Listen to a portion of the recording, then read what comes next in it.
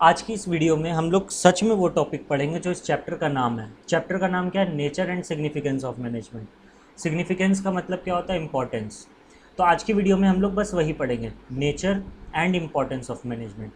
जैसा कि टॉपिक का नाम ही है nature and importance of management, तो पहले हम लोग नेचर पे पढ़ेंगे, फिर हम लोग इम्पोर्टेंस को समझेंगे। सर इसके पहले भी बहुत सारा टॉपिक है, जैसे कि objectives of management, features of management, management का डेफिनेशन, इफेक्टिवनेस, एफिशिएंसी, प्रोसेस, ये सब कब कराइएगा? ये सब पे वीडियोस बन चुकी हैं।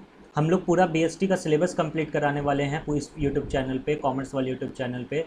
तो हम लोग समय के साथ पर डे कोशिश यही रह रहा है कि पर डे एक वीडियो एटलीस्ट अपलोड कर दिया जाए कि समय के साथ चैप्टर क्या हो जाए, कंप्लीट हो जाए, और आप लोगों को क्वालिटी एजुकेशन बहुत ही एकदम बहुत ही क्या फ्री रेट पे मिले एकदम।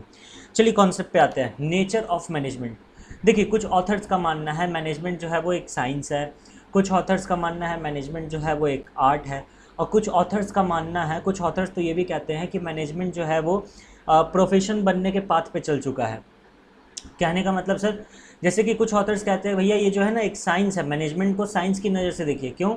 क्योंकि ना यहाँ पे वेल टेस्टेड और एक्सपेरिमेंटेड प्रिंसिपल्स हैं। बिल्कुल सही बात है, चैप्टर 2 का नाम ही वही है, प्रिंसिपल्स ऑफ मैनेजमेंट। कुछ ऑथर्स कहते हैं इसको आर्ट की तरह देखिए क्योंकि मैनेजमेंट में प्रैक्टिस का बहुत ज़्यादा ज़रूरत पड़ता है। कुछ ऑथर्स कहते हैं प्रोफेशन की तरफ मूव ऑन कर रहा है। ये लोग कहते हैं। हमारे पास कुछ फैक्ट्स है, हमारे पास कुछ एविडेंसेस है, उनके अकॉर्डिंग हम लोग समझते हैं यार मैनेजमेंट है क्या? साइंस है। नेचर इंसान का नेचर क्या होता है? गुस्से वाला, प्यार वाला, हंसी मजाक वाला। Same goes with management. Management का नेचर क्या है? साइंस है, आर्ट है, प्रोफेशन है। क्या है भाई, क्या है? चलो आप पहला समझते हैं management as a science. Science can be defined as a systematic and organized body of knowledge based on logically observed finding, facts and events. पहले देखो हम लोग इस तरीके को, इसको जो है हम लोग दो दो स्टेप्स में सीखेंगे। पहला हम लोग सीखेंगे साइंस क्या होता है, फिर उसको हम लोग रिलेट करेंगे मैनेजमेंट से। Management as a science topic पढ़ रहे हैं ना, तो पहले ये समझ लो साइंस क्या है, फिर उसको हम लोग समझेंगे, रिलेट करेंगे मैनेजमेंट के साथ, या यूँ बोलो मैनेजमेंट को रिलेट करेंगे साइंस के साथ। साइंस कैन बी डिफाइंड है, साइंस को हम लोग डिफाइन कर सकते हैं एक ऐसा systematic organized body of knowledge जिसमें जितना भी फैक्ट्स है वो सारा का सारा क्या है? लॉजिकली ऑब्जर्व्ड है, और जितना इवेंट्स है सारा का सारा अगेन लॉजिकली ऑब्जर्व्ड है। यानी कि फैक्ट और इवेंट जो भी कुछ हो रहा है, जितना भी फैक्ट है वो सारा का सारा क्या है? उसके पीछे कुछ ना कुछ लॉजिक है, कुछ ना कुछ ऑब्जर्वेशंस है। जैसे हाइड्रोजन प्लस ऑक्सीजन, इन दोनों को मिलाएंगे तो क्या बनेगा? H2O, water. इसके पीछे लॉजिक है, इसके पीछे साइंस है, तो वही बात बोल रहा है। मेन कैरेक्टरिस्टिक्स क्या पता चला इस डेफिनेशन को पढ़ने के बाद? 3, पहला, दूसरा एंड तीसरा। हम लोग साइंस का बात कर रहे हैं, मैनेजमेंट का नहीं। मैनेजमेंट को रिलेट करेंगे बाद में। पहला पॉइंट क्या बोला? Systematic body of knowledge. कहने का मतलब जो साइंस है ना उसमें एक सिस्टमैटिक बॉडी ऑफ नॉलेज है, हर एक चीज़ का वहाँ पर तरीके से लिखा हुआ है, ज्ञान है एक तरीके का, हम लोग को तरीके से समझना होगा। जैसे हम लोग जब 4, 5, 6 में आए, साइंस का बेसिक चीज़ पढ़े कि पत्ता से होता है ना कि धूप से हम लोग पढ़े थे ना साइंस में कुछ, हम भूल भी गए।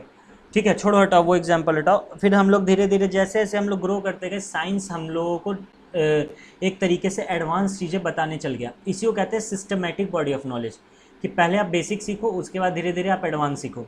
दूसरा पॉइंट क्या है? प्रिंसिपल्स आर, और नहीं होगा, आर होगा। Principles are based on repeated experiment. जितना भी प्रिंसिपल साइंस का है वो सारा का सारा क्या है? रिपीटेड एक्सपेरिमेंट पे बेस्ड है। जैसे हाइड्रोजन प्लस ऑक्सीजन को मिलाएंगे, ये वाटर बन जाएगा, ये एक बार में, 2 बार में थोड़े डिसाइड कर लिया गया था, हज़ारों करोड़ों बार इसको रिपीट किया गया होगा, और जब सेम रिजल्ट मिला तो हम लोग बोल दिए कि हाँ भाई एक प्रिंसिपल बन गया ये, कि जैसे हाइड्रोजन ऑक्सीजन मिलेगा वाटर बन जाएगा। तीसरा हमारे पास क्या है? Universal validity. साइंस का जो भी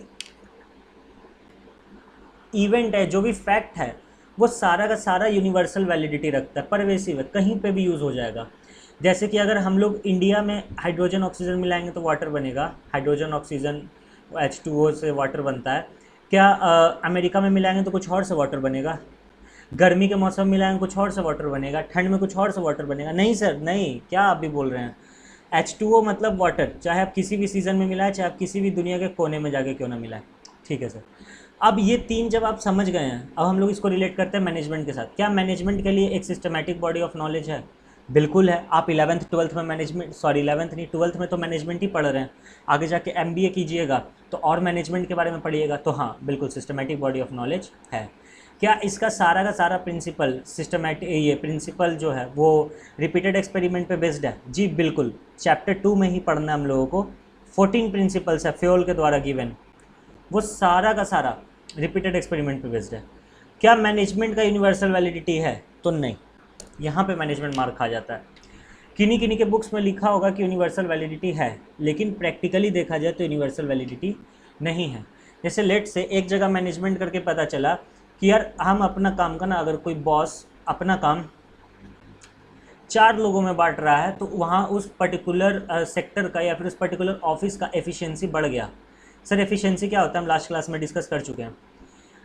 ये यूनिवर्सल वैलिडिटी नहीं है। किसी ऑफिस में 40 लोगों में काम बांटना होगा, किसी ऑफिस में 4 लोगों से बांटना होगा, किसी ऑफिस में 400 लोगों में काम बांटना होगा। ठीक है, ये एक पत्थर का लकीर नहीं है, लेकिन ऊपर का दोनों पत्थर का लकीर है भाई, कि सिस्टमैटिक बॉडी ऑफ नॉलेज है प्रिंसिपल रिपीटेड एक्सपेरिमेंट पे बेस्ड है। चलो सेकंड पे आते हैं, मैनेजमेंट एज एन आर्ट। पहले आर्ट समझो क्या होता है, फिर मैनेजमेंट से रिलेट कर लेंगे। Art can be defined as systematic body of knowledge. Again इसमें भी सिस्टमैटिक बॉडी ऑफ नॉलेज होता है, जिसके लिए हम लोगों को क्या क्या चाहिए? स्किल, क्रिएटिविटी एंड प्रैक्टिस, जिससे कि मेरे में क्या आ जाए? परफेक्शन। तो यानी 3 चीज़ मुझे चाहिए, स्किल चाहिए, क्रिएटिविटी चाहिए और प्रैक्टिस चाहिए। सर जैसे कि for example singing. Sir singing का सिस्टमैटिक बॉडी ऑफ नॉलेज है? हाँ बाबू, जैसे सिंगिंग में पहले आपको सारे गामा पाधा निसा सिखाएगा, फिर उसके बाद आपको राग लगाना सिखाएगा, फिर नोट्स सिखाएगा कि किस सुर में कैसा सुर लगाना है, समझ रहे हो ना? ये सारा कुछ सिखाता है। तो सिस्टमैटिक बॉडी ऑफ नॉलेज है ना, पहले बेसिक से शुरू किए फिर एडवांस लेवल पे गए। उसके लिए आपके पास क्या होना चाहिए? स्किल होना चाहिए, क्रिएटिविटी होना चाहिए। जैसे देखो स्किल का मतलब क्या होता है सर? स्किल बेसिकली मीन्स कि जो आप सीखे अब आप उसमें अपना कुछ डाल रहे हैं, अपना ऐड ऑन कर रहे हैं। क्रिएटिविटी का मतलब भी लगभग वही होता है। इसको ऐसे समझो, 2 सिंगर है, दोनों ने गाना सीखा, ठीक है? एक है नेहा कक्कर, एक है माफ़ करना नेहा कक्कर बोल रहे हैं, एक है लता मंगेशकर, एक है टोनी कक्कर। बताओ कितना अलग है दोनों में, कितना? तो एक में स्किल है, दूसरे में भी स्किल है, लेकिन एक में स्किल ज़्यादा है। लता मंगेशकर जी का गाना सुनते हैं मज़ा आता है, लगता है वाह क्या सुन लिए। टोनी कक्कर जी का गाना सुनता है लगता है कि कोई क्वेश्चन का आंसर हम लोग रट रहे हैं। क्वेश्चन का आंसर कैसे होता है? क्लास 1 to 4 के बच्चों को देखो कि कैसे वो क्वेश्चन रटते हैं। 4 लाइन का क्वेश्चन है, इसी को 1000 और वो लोग रिपीट करते रहते हैं कि भैया याद हो जाए एग्जाम में पास होना है। टोनी कक्कर भी क्या करते हैं? 4 लाइन का गाना लिखते हैं, माफ़ करना टोनी सर हम गलत बोल रहे हैं, आप 2 लाइन का गाना लिखते हैं और उसी को आप रटते रहते हैं, गाना बन जाता है अपने आप। ठीक है, तो वही कह रहे हैं, जिसके पास स्किल है, जिसके पास क्रिएटिविटी है, वही एक आर्ट को संभाल सकता है। आप आर्ट सीख तो जाओगे, लेकिन अगर आप में स्किल और क्रिएटिविटी नहीं तो वो यूजलेस है। एंड यस, आपको टाइम टू टाइम क्या करते रहना होगा? प्रैक्टिस करते रहना होगा। चलो देखते हैं फीचर के आर्ट का। सिस्टमैटिक बॉडी ऑफ नॉलेज होना चाहिए या फिर थ्योरेटिकल नॉलेज होना चाहिए? बिल्कुल है। पर्सनलाइज्ड एप्लीकेशन, आप अपने तरीके से उसका इस्तेमाल करेंगे। कब कर पाएंगे? जब आप में स्किल होगा या क्रिएटिविटी होगा। Based on practice and creativity, practice करते रहना है, नहीं तो आदत छूट जाएगा। जैसे एक सिंगर है, अगर वो प्रैक्टिस नहीं करेगा, लगातार गाना नहीं गाएगा, उसका आदत छूट जाएगा ना। हाँ सर बिल्कुल छूट जाएगा। सर अब इन तीनों को मैनेजमेंट से रिलेट कर दीजिए। चलो करो। क्या मैनेजमेंट में थ्योरेटिकल नॉलेज के लिए बुक है? बिल्कुल है, आप पढ़ भी रहे हैं उस बुक से, अभी MBA में भी पढ़िएगा। क्या आप अपने हिसाब से मैनेजमेंट कर सकते हैं? बिल्कुल कर सकते हैं। किसी जगह पे हमको 400 एम्प्लॉयज़ को काम बांटना होगा, किसी जगह पे 40 और किसी जगह पे सिर्फ 4। तो ये मेरा पर्सनल एप्लीकेशन है, हमको समझना होगा कि भैया हम किस हिसाब से कितनों में काम बांटें। क्या प्रैक्टिस करते रहना होगा? हाँ जी। अगर आप प्रैक्टिस नहीं करिएगा तो आपको समझ नहीं आएगा कि कैसे काम को करना है। तो ये तीनों है, यानी कह सकते हैं मैनेजमेंट एज एन आर्ट 100% है। और मैनेजमेंट एज अ साइंस है कि नहीं है? जी नहीं, मैनेजमेंट एज अ साइंस नहीं है। तो मैनेजमेंट क्या है? Management as a soft science. इसको क्या बोलेंगे? Soft science. सॉफ्ट साइंस मतलब सर कुछ हिस्सा साइंस का है, 100% साइंस नहीं है, लेकिन आर्ट का सारा हिस्सा है। ठीक है सर, समझ में आ गया। ये वही बोल रहा है कि management is both science as well as art. ठीक है, ये आप लोग को आता है। आगे बढ़ते हैं हम, मैनेजमेंट एज अ प्रोफेशन। देखो पहले ही बोल दिया गया था कि क्या बोलते हैं, कुछ प्रोफेशनल्स या कुछ ऑथर्स का मानना है कि प्रोफेशन की राह पे चल रहा है, अभी प्रोफेशन हुआ नहीं है।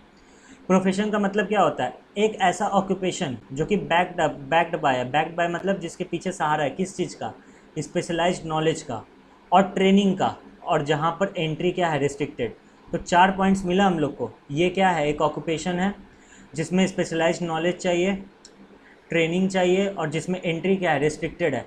ऑक्यूपेशन मतलब क्या होता है सर? किसी भी तरीके का प्रोफेशन, किसी भी तरीके का प्रोफेशन। जैसे CA अपने आप में एक प्रोफेशन है, CMA अपने आप में प्रोफेशन है।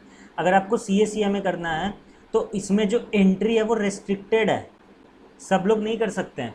कौन लोग कर सकते हैं? जो ICAI से रजिस्टर्ड है या फिर जिन्होंने ICAI या फिर ICMAI का एग्ज़ाम पास आउट किया है, जिनके पास डिग्री है, तो रेस्ट्रिक्टेड एंट्री है। और उनके पास स्पेशलाइज्ड नॉलेज होगा किस फील्ड का? सर फिनेंशियल फील्ड का, CA CM में फिनेंशियल एरिया में काम करता है ना। और सर उनके पास ट्रेनिंग भी होगा, बिल्कुल।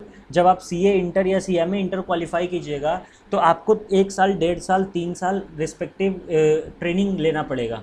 बिल्कुल सर। चलिए पहले पॉइंट पे आते हैं, well defined body of knowledge. यहाँ पर well defined body of knowledge होता है, बाकी हर जगह सिस्टमैटिक बॉडी ऑफ नॉलेज था। सर डिफरेंस क्या है बाबू? यहाँ वेल डिफाइंड में सब चीज़ खुदेर खुदेर के पढ़ाएगा, मतलब एकदम इन डीप ले जाएगा। जैसे अगर आप CA बन रहे हैं, यानी आप आगे चल के फर्म खोलिएगा, बिजनेस प्रॉब्लम्स को संभालिएगा, तो आपको हर तरीके का प्रॉब्लम यहाँ पे सिखाएगा। लेकिन अगर आप BCom कर रहे हैं, 11th 12th कर रहे हैं, आपको ऊपर ऊपर से बता दिया जाएगा, आपको थोड़ा एकदम इन deep well defined body of knowledge मिलेगा।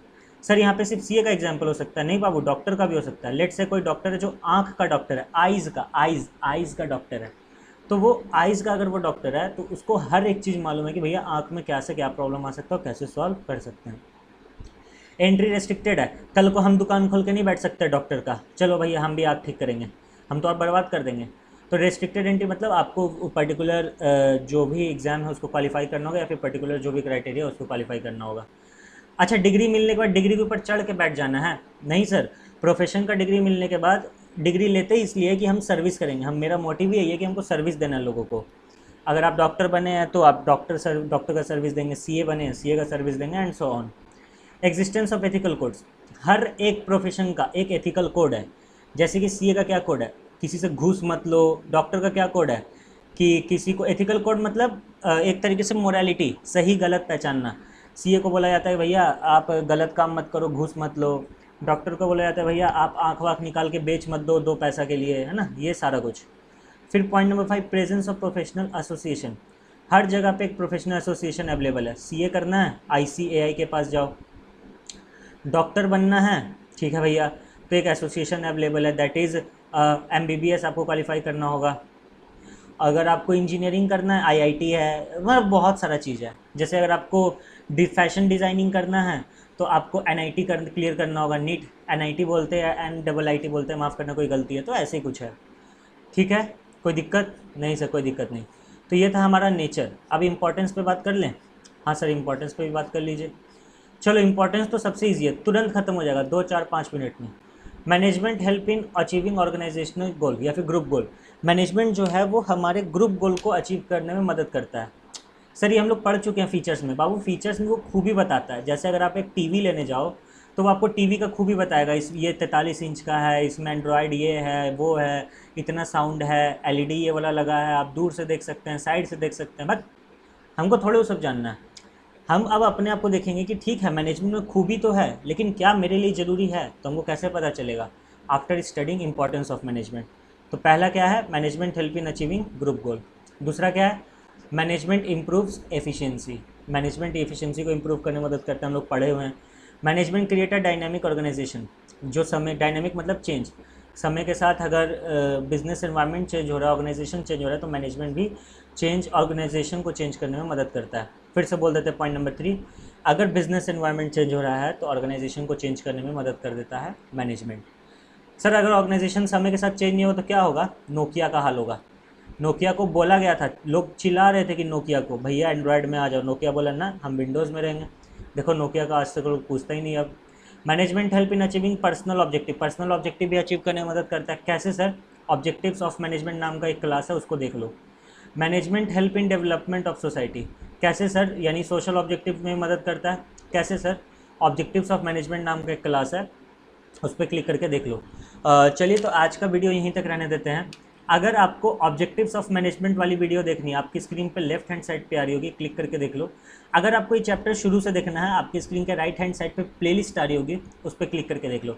चलिए, thank you so much guys, love you all, bye bye, and video को लाइक और शेयर करना मत भूलना। बाय।